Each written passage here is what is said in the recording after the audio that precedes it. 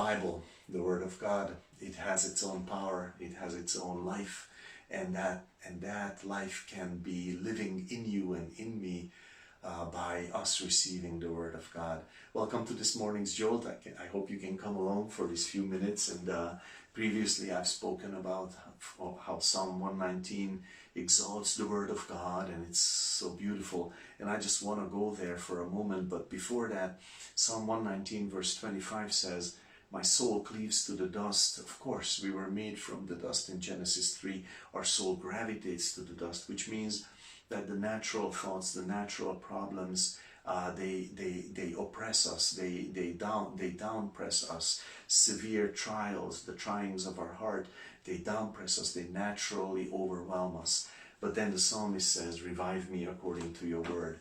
Why does he say that? Well, because human help doesn't cut it. It doesn't make me live again after a severe trial, after a tragedy, after a serious loss or problem.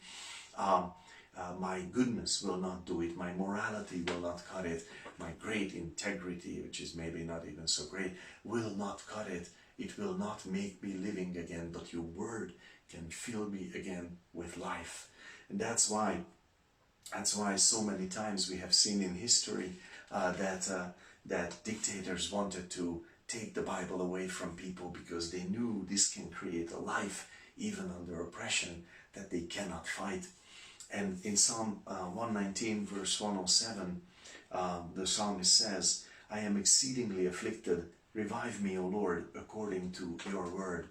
Now, this man has decided, when there was no affliction, that the word of God is going to be over him, that it's going to be over his head, that it's going to have an authority over him. It's not just next to him, it's not a support under him, but it's over him. It has authority. And so now he can speak like this. He can say, "I am afflicted, but revive me, Lord, according to your word."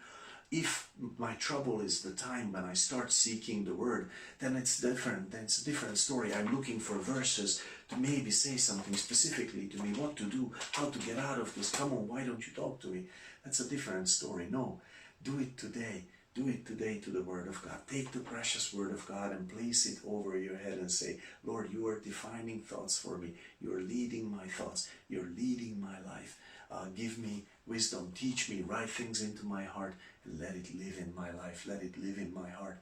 And as it lives in my heart, when I enter into my trouble, then I will be able to say, Lord, yes, I count on you. I expect that that your word will give me life again, because I know how it gave me life before."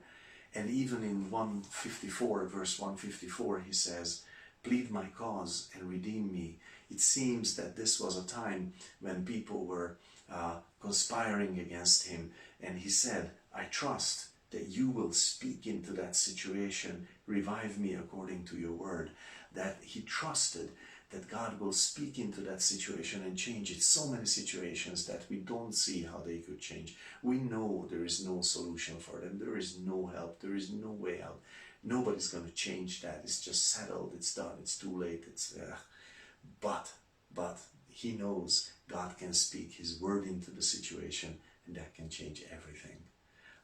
Just let's take the word of God, because naturally I will not be involved in the will of God.